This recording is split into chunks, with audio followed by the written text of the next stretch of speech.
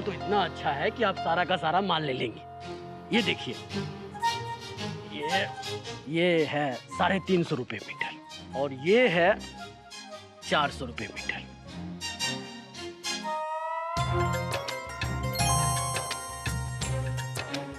मुझे तो समझ नहीं आ रहा है। अजी, इसमें समझने वाली बात क्या है, हा?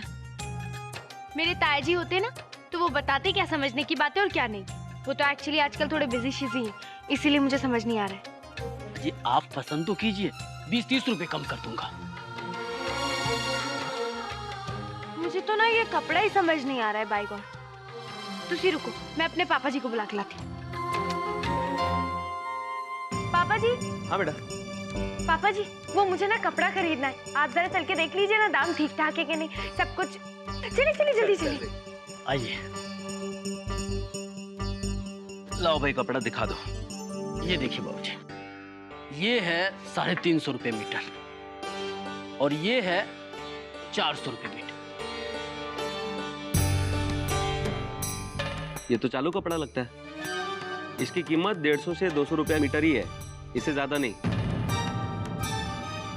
श्री कृष्ण। क्या हुआ, घुटनों का दर्द फिर से शुरू हो गया? हाँ भारती। अब बारिश का मौसम है, आप सीढ़ियाँ उतरा चढ़ा मत कीजिए। हाँ। फिर शुरू हो जाएगा, तकलीफ कितनी होती है आपको। मुझे कपड़े को हाथ लगाकर ही पता चल जाता है कि किस किस्म का कपड़ा है। ठीक है, अगर इससे सूट बनाने जाएंगे तो हो चुका कारोबार। कैसी बातें कर रहे हैं बाबूजी आप, बहुत ही उम्दा कपड़ा है। हाँ, अगर आपको भाव कम करवाना हो तो ऐसे बोलिए। देखिए ये 18 मीटर है, सब ले लो, 50 रुपए कम कर दूंगा।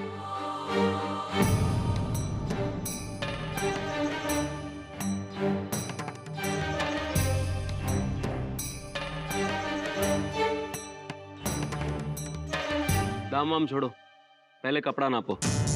मुझे नहीं लगता कि थान में 18 मीटर कपड़ा है। ऐसा नहीं हो सकता बाबूजी, हाँ? बरसों से धंधा कर रहा हूँ, कभी किसी ने ऐसा नहीं कहा। देखो भाई, मैंने भी सालों कपड़े का काम किया है और मेरे हिसाब से थान में पूरे 1.5 से 2 मीटर कपड़ा कम है।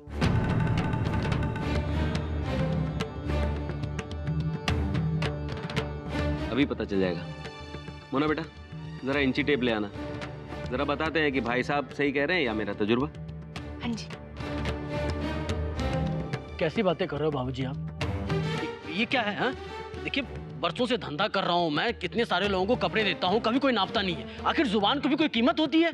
देखो भाई, सिर्फ जुबान के भरोसे पे कारोबार नहीं किया जाता। अगर ऐसा होता तो हम भी कह देते कि हमने आपको पैसे दे दिए, ये माल उठाओ और जाओ, लेकिन ऐसा नहीं होता ना। अगर आपको नहीं चाहिए था तो आपने बुलाया क्यों? अच्छा, कपड़े चाहिए थे इसलिए बुलाया था, लेकिन मेरे पापा जी बोल रहे हैं कि इसमें 18 मीटर कपड़ा नहीं है तो नहीं होगा। पापा जी जरा नाप लीजिए तो जरा, सब पता लग जाएगा इन महाशय को कि कपड़ा कम है कि नहीं है।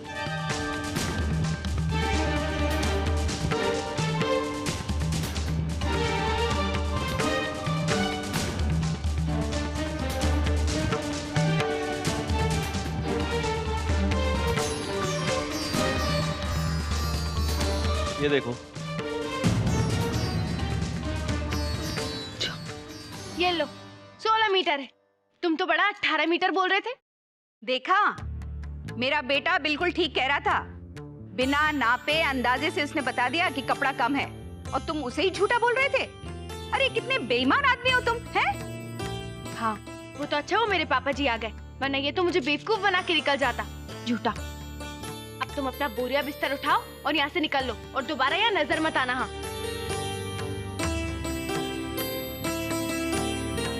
वो भी।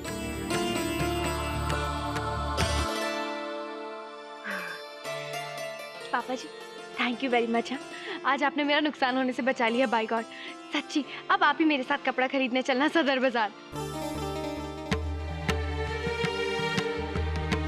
वो क्या है ना कि आपको सब नॉलेज है ना ये दाम की और सबकी, इसके लिए। लेकिन बेटा मैं। पापा जी प्लीज देखिए, आप मेरी मदद कर देना ना। अगर मैं किसी और से करवाऊंगी ये काम, किसी बाहर वाले से, तो वो तो मुझे जम के ठगेगा बाय गॉड। पर आप पे मुझे पूरा भरोसा है ना पापा जी, प्लीज।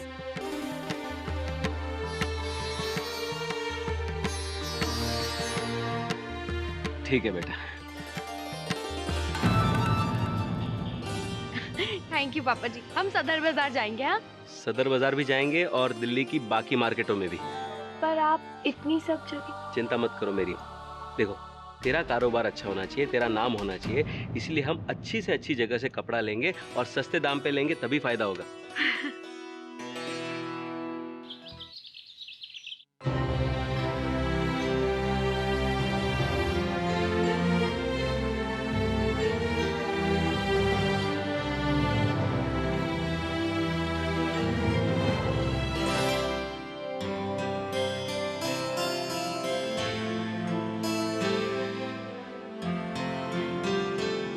तबीयत कैसी है?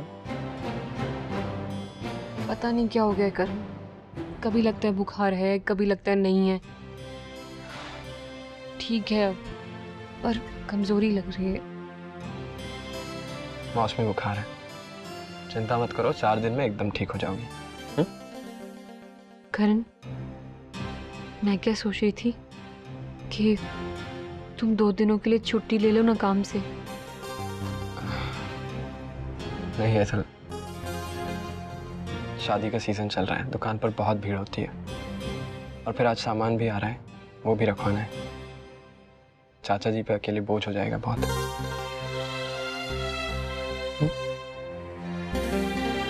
हेतल पुत्र, अब पुत्र, मैंने बाबा जी को प्रसाद चढ़ाया था कि हेतल पुत्र जल्दी से ठीक हो जाए।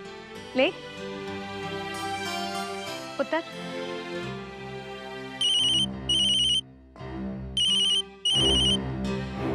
एक मिनट। हेलो, हाँ मैं 1 घंटे में पहुंच रहा हूँ।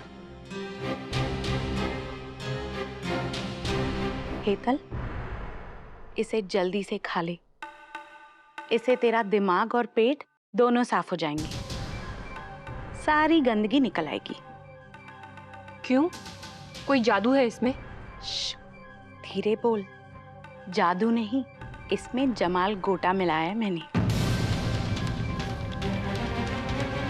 क्या?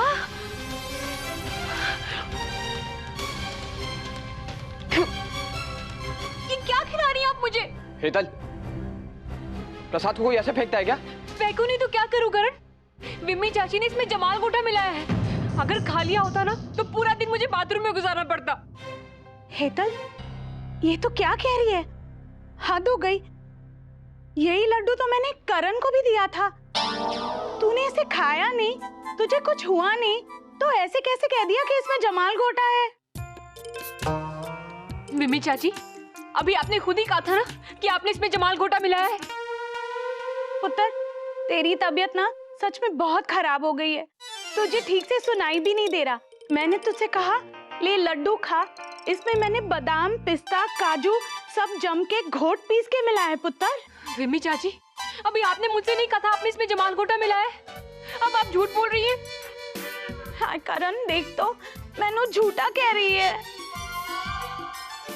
हेतल, मैं अब भी इसकी गलतफहमी दूर कर लेती हूँ। यही लड्डू खाया था ना तूने, मैं अब भी खा के दिखा देती हूँ तुझे। अगर इसमें कोई जमाल गोटा है ना तो मेरी हालत अब भी खराब हो जानी है। देख पुत्र, मैं समझ सकती हूँ कि तूने प्रसाद वापस क्यों रखा, लेकिन एक गल दसा, तू ना अब पंजाबी परिवार की बहू है। हम जो प्रसाद चढ़ाते हैं ना बाबा जी को, वो कोई बुरा नहीं होता। पुत्र, हमारे भी रस्मों रिवाजों का ख्याल रख लिया कर। अगर तुझे प्रसाद नहीं चाहिए तो मत्था टेक के वापस रख दिया कर थाली में। ऐसे झूठ बोल के फेंकने की कोई जरूरत नहीं है, चंगी गल नहीं है। अरे देखिए करण, मैं करण करण सुन।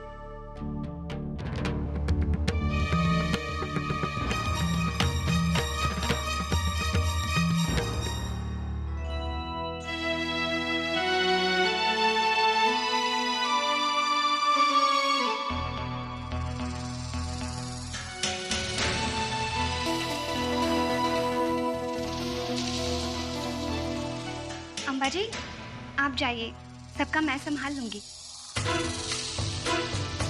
आपको बहुत बुरा लगा ना, कैसे मुन्ना ने अपने सारे कारोबार की जिम्मेदारी अंकल जी पे डाल दी। मुझे भी बहुत अजीब लगा। बेचारे अंकल जी से इस उम्र में मोना अपना सब काम करवा रही है। सब हिसाब किताब से लेकर कपड़ों के काम दाम की जिम्मेदारी भी उन्होंने अंकल जी पे डाल दी। अब अगर अंकल जी से कोई गलती हो गई तो मोना सारा दोष उन पर डाल देगी और आप फिर मोना को कुछ नहीं कह पाओगी। कारोबार शुरू करके तो मोना उसकी मालकिन बन बैठी है और अंकल जी को बस एक काम करने वाला कर्मचारी बना दिया। आपको ये सब अच्छा नहीं लगा ना?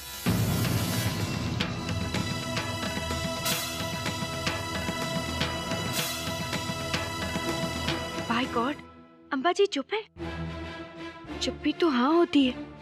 मतलब ये आंचल जो भी ऊटपटांग बक रही है, अम्बा जी इससे सहमत है। अम्बा जी आप समझ क्यों नहीं रही हैं? ये आंचल ना बड़ी चालू पुर्जा है। बाय गॉड, घड़ियाल है, मगरमच्छ है। कारोबार शुरू करने को लेकर अम्बा जी मुझसे इतनी ज्यादा नाराज है। और अब तो मैंने भी अम्बा जी से पूछे बिना पापा जी को भी अपने साथ शामिल कर लिया है। बाय गॉड मोना, अम्बा जी इतनी नाराज ना हो जाए कि उन्हें मनाना नामुमकिन हो जाए।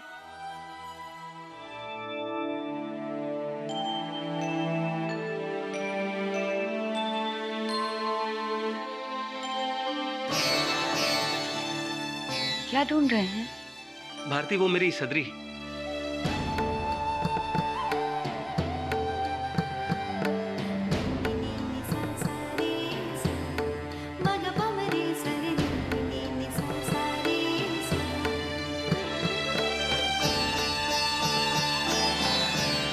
भारती, तुम चिंता मत करना, मुझसे जो बन पड़ेगा मैं करूंगा। मेरा अनुभव आखिर घर के लिए तो काम आ रहा है। तुम देखना, सब ठीक हो जाएगा।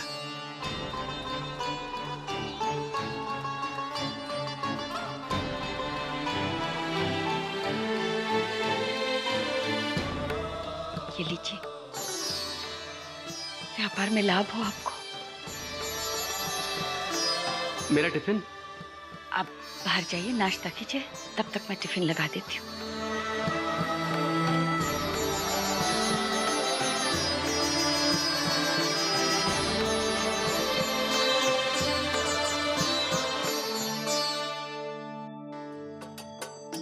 बड़े दिनों बाद बहुत खुश दिख रहे हैं। खुशी की बात है ही बेटा, मोना के कारोबार में उसकी मदद जो कर रहा हूँ। तुझे पता अनुकल, सबसे पहले मैं सदर बाजार जाऊंगा, उसके बाद मैं दिल्ली के दूसरे कपड़ा बाजारों में जाऊंगा। पहले तो सारे बाजार बस घूमूंगा, उसके बाद जहाँ अच्छे से अच्छा कपड़ा कम से कम दामों में मिलता हो वहीं से मटेरियल लाऊंगा। ऑल द बेस्ट, आपको अच्छे से अच्छा कपड़ा कम से कम दाम पे जल्दी मिल जाए। थैंक यू ऑफिसर, तुम थैंक यू।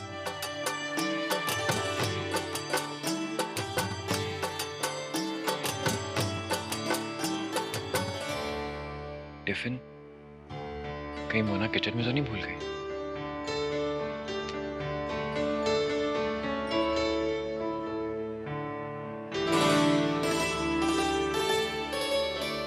मेरा टिफिन अम्बा जी ला रही है। लगता है नाराजगी दूर हो गई उनकी।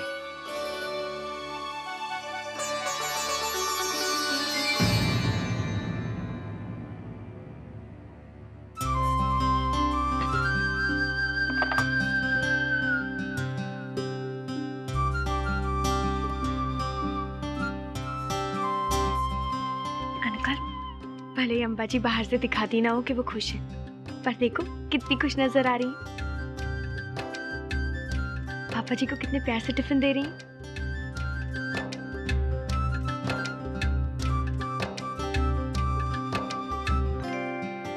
अनुकर, आई एम सॉरी। हाँ, जल्दी जल्दी में मैं तुम्हारा टिफिन बनाना तो भूल ही गई। बस अभी 2 मिनट में लेकर आती हूँ। अरे अनुकर, ये लो तुम्हारा टिफिन। तुम्हें लेट हो रहा होगा ना?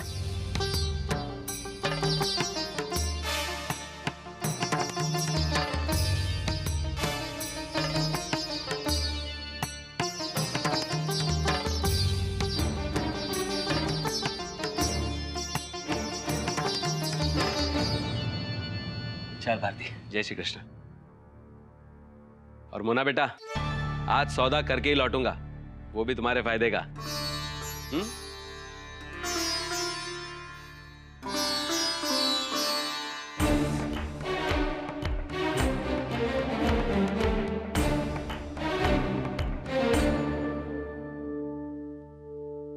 पापा जी,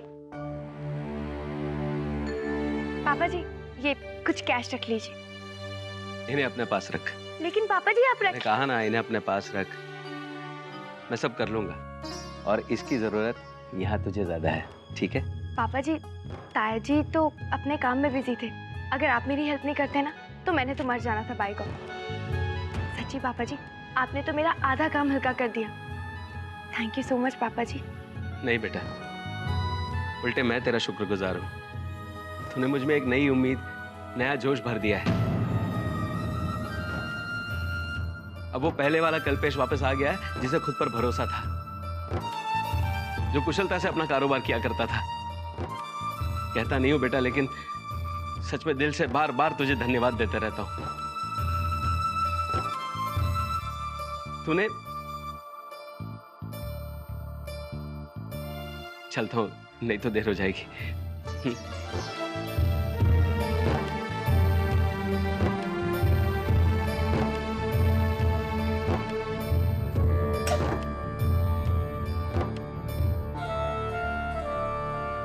ये देखो तेजस, मैंने खास तुम्हारे लिए नाश्ता बनाया। तुम्हारे लिए बहुत हेल्दी भी है और टेस्टी भी। खा के देखो, इसमें जरा भी तेल नहीं है। थैंक्स आंचल। अरे इसमें थैंक्स की क्या बात है? मुझे तो बहुत खुशी होती है तुम्हारे लिए कुछ भी करने में।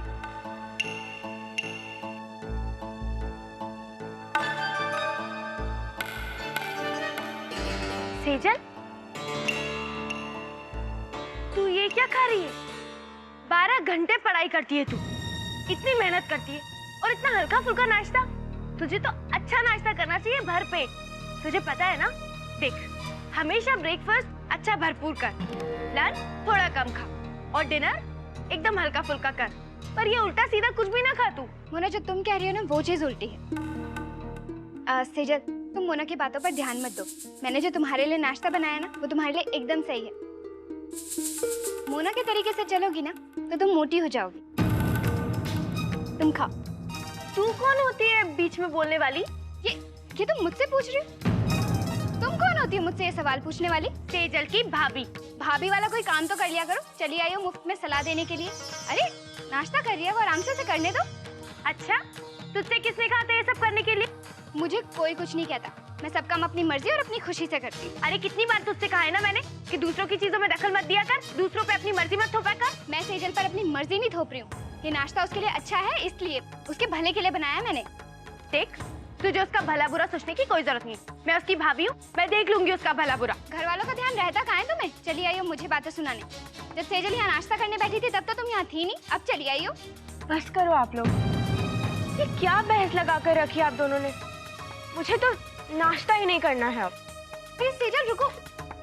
देखा, तेरी वजह से मेरी सेजल भूखी चली गई। मेरी वजह से नहीं, तुम्हारी वजह से। अच्छा खासा तुम्हारे आने से पहले बैठकर नाश्ता करी थी, शांति से उसे नाश्ता भी नहीं करने दिया। अब ना तुझे ज्यादा चिंता करने की जरूरत नहीं है सेजल की। मैं उसकी भाभी हूँ, देखना उसे अच्छा सा बादाम वाला दूध बना के पिला दूंगी मैं। जबरदस्ती हर काम में अपनी नाक अड़ाने की तो आदत है, बदलेगी थोड़ी ना। बदलेगा तो रिश्ता भी नहीं। आखिर भाभी हूँ मैं उसकी, जब मर्जी आएगी दखल अंदाजी करूंगी मैं सेजल की जिंदगी में। पर तू कौन है जो मेरे घर परिवार में घुसी चली आ रही है? भाभी भाभी भाभी, बड़ी आई भाभी।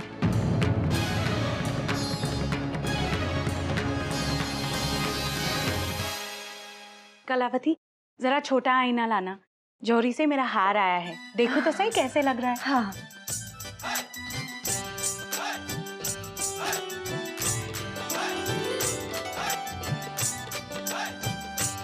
ये लो बस।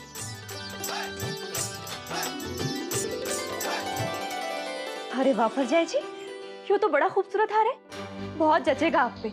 बिल्कुल महारानी लगोगी, महारानी। हाँ फरजाई जी,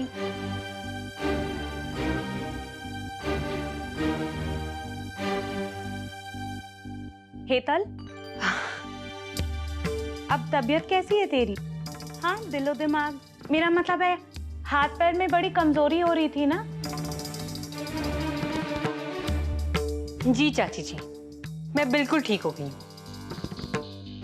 लो तुम भी देख लो, तुम्हारी चाची सास ने कितना खूबसूरत हार खरीदा है, देखो।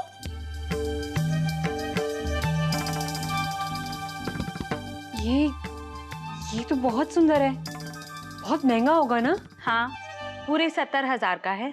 70,000?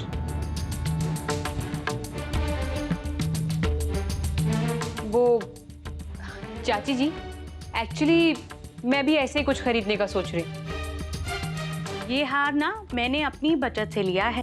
इतने दिनों से एक एक पाई जोड़ रही थी इसके लिए। हाँ, बात तो आपने ठीक कही चाची जी। अगर खुद बचत करो ना तो किसी से मांगना नहीं पड़ता, जो चाहो खुद खरीद लो। वैसे मैं भी अपने लिए एक ऐसा ही हार खरीदूंगी। हाँ, बस थोड़ा सा डिजाइन अलग होगा।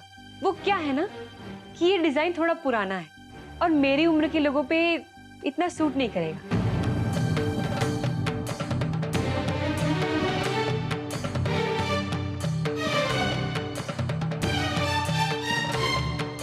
पर जय जी, इसे कहते हैं अंगूर खट्टे हैं। ये इतनी चालाक नहीं होती ना कलावती, तो मैं खुद ये हार उसे दे देती। पर ये इस लायक भी नहीं है कि ऐसा ख्याल आए। देखती हूँ कहाँ से खरीदते हैं ऐसा हार। बचत करनी तो आती है नहीं। बिल्कुल सही कह रही हो आप तो। मास्टर जी,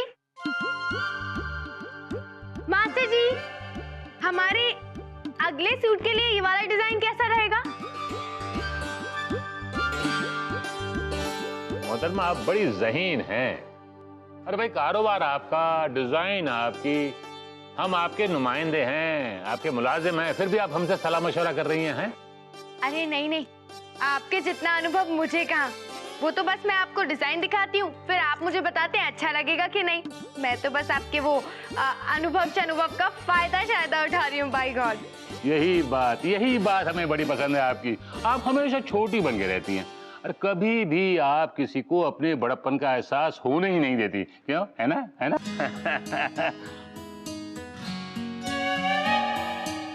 अरे पानी ना, मैं लाती हूँ ना, मैं हूँ ना। शुक्रिया।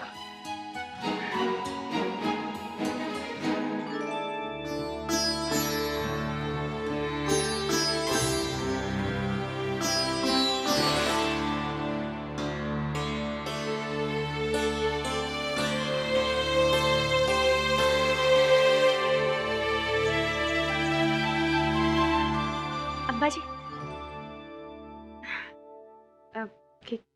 क्या क्या कर रही हैं?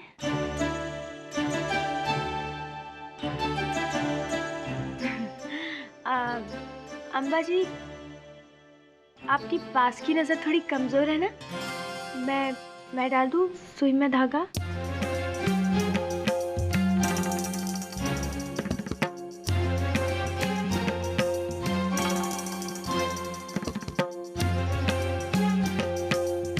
बाप रे, गुस्सा तो नाक पे ही चढ़ा रहता है मेरी अम्बा जी के। मोना, जिस दिन तुझे अम्बा जी को मनाना आ गया ना, बस वो दिन तेरी जिंदगी का सबसे खुशी वाला दिन होना है। काश अम्बा जी मेरे झल्ले की तरह होती। कितनी जल्दी मान जाता है वो झल्ला। पर अम्बा जी को मनाना इतना आसान नहीं है बेटा। झल्ला, हाँ, आज तो अनुकल्प भी बड़ा खुश था। उसकी मीटिंग भी बड़ी अच्छी गई और आज तो गुप्ता अंकल की पहली किस्त भी चली गई। थोड़ी बहुत टेंशन है। एक काम करती हूँ, उसके लिए कुछ अच्छा सा प्लान करती हूँ। खुश हो जाएगा, सारे टेंशन्स भूल जाएगा। अरे हाँ मोना, बोलो। झल्ले, अब जल्दी से मुझे बताओ आज रात को तुम्हें क्या खाना है। आज ये झल्ली अपने हाथों से तुम्हारे लिए खाना बनाएगी। अच्छा जी, तो आज हम खाना पसंद करेंगे ऊंधियो, दाल ढोकली, गुजराती कड़ी, खमन, मकई का भरता, श्रीखंड। एक काम करो, बासुंदी और मालपुआ बना देना। बस बस बस, मैंने सिर्फ तुम्हारे लिए पूछा था कि तुम क्या खाओगे, पूरी बारात के लिए नहीं पूछा। Bye God. मोना, तुम्हारे हाथ के छोले भी मैं इतने मजे से खाता हूँ जैसे कि दाल ढोकली खा रहा हूँ। समझो, तुम जो बनाओगी वही मेरी पसंद है। अच्छा ठीक है, तो मैं तुम्हारे लिए आज ऊंधियो और श्रीखंड बनाती हूँ मीठे में। ठीक है? ठीक है पापा, तुम्हारा जो मन करे तुम वो बना लो। अब मैं खाना तो खा लूं। तुमसे खाने की बातें करते करते मुझे इतनी जोरों से भूख लग रही है ना कि क्या बताऊं। अरे मोना, आंचल ने ऑलरेडी ऊंधियो टिफिन में डाल के दिए। आंचल ने ऑलरेडी ऊंधियो टिफिन में डाल के दिए। ऊंधियो रखा है? हाँ, तो एक काम करो ना, तुम कुछ और बना लो। अच्छा ठीक है, तो मैं दाल ढोकली बना लूंगी, उसमें क्या है। और ऐसी दाल ढोकली बनाऊंगी कि तुम उंगलियां चाटते रह जाओगी, ये ऊंधियो शुंधियो सब भूल जाओगी। ठीक है। की बच्ची। मेरे पास तो एक भी हार नहीं है जो विम्मी चाची के हार से सुंदर हो। कह तो आई बड़ा नीचे कि उनका हार पुराने डिजाइन का है, लेकिन मेरा एक भी जेवर उनके हार के सामने कुछ नहीं। क्या करूं? बड़ी बातें आ रही थी ना नीचे तुझे। कहां से लाऊंगी हार, इतना महंगा। क्या हुआ? मनी मन क्या बड़बड़ा रही हो? कुछ भी तो नहीं।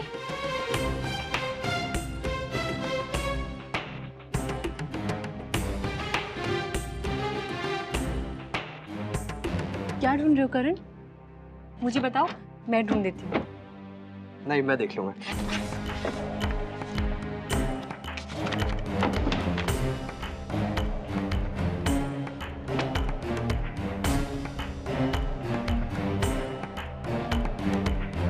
करण, मुझे ना तुमसे कुछ कहना था। हाँ कहो। करण, कुछ कहना नहीं था, मुझे तुमसे कुछ चाहिए था। प्रॉमिस करो तुम मना नहीं करोगे। ये तो तुम कहो तो, अगर मेरे पास में होगा तो मैं मना नहीं करूंगा।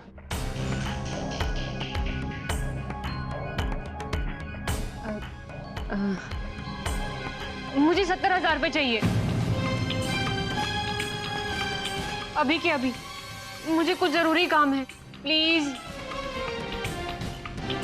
पर हेतल, इतने पैसों की तुम्हें क्या जरूरत है?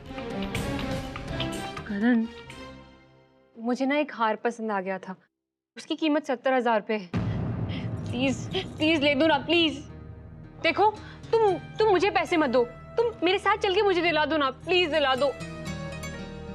पर हेतल, तुम्हें इस वक्त हार की क्या जरूरत है? मेरी शादी पे भी मुझे ज्यादा जेवर नहीं मिले, और तुमने तो कहा था अगर मुझे कुछ चाहिए होगा तो तुम लाके दोगे, मेरे सारे शौक तुम पूरे करोगे।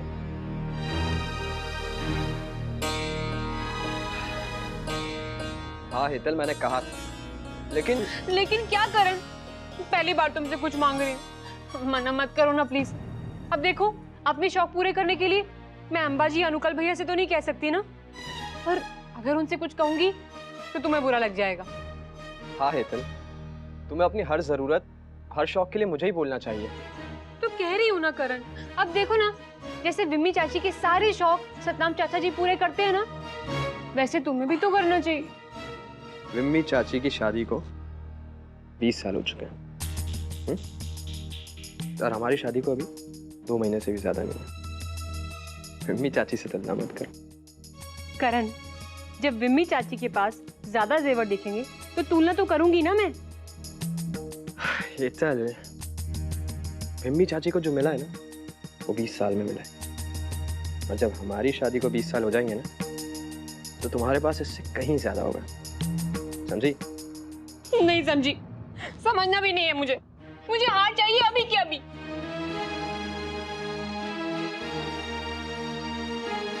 अच्छा बाबा, दिला दूंगा, लेकिन अभी नहीं, कुछ दिन रुक जाओ।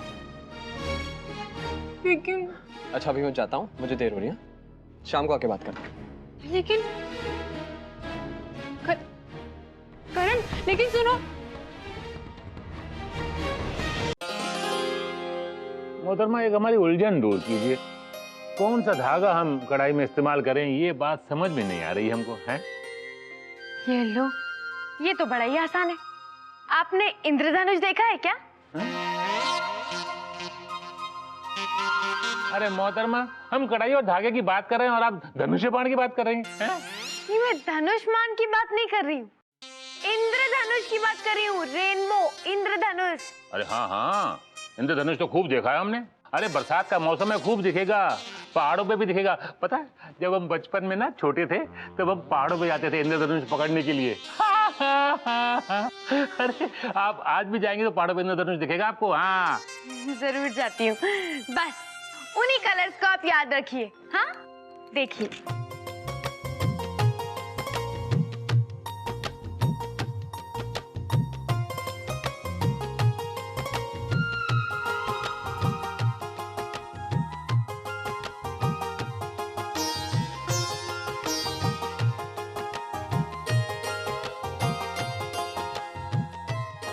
भाई वाह मोहतरमा वाह, क्या बात है। जिस अंदाज से आपने हमारी उलझन सुलझाई है और जिस तरीके से आपने हमें समझाया है, जिंदगी निकल गई लेकिन कोई नहीं समझा पाया। खुदा कसम। हाँ मेरी झल्ली, बोलो क्या हुआ? अनुकल, मैं हूँ आंचल। ओह सॉरी आंचल, वो मुझे लगा मोना का फोन है, उसने थोड़ी देर पहले फोन किया था ना। तो एनीवेज बताओ तुमने फोन कैसे किया? वो मैंने ये पूछने के लिए फोन किया था, तुम्हें ऊंधियों कैसा लगा? अरे बहुत अच्छे थे, बहुत ही ज्यादा टेस्टी थे सच्ची। मैंने ऑलमोस्ट 2 बार अपनी उंगलियां काट ली।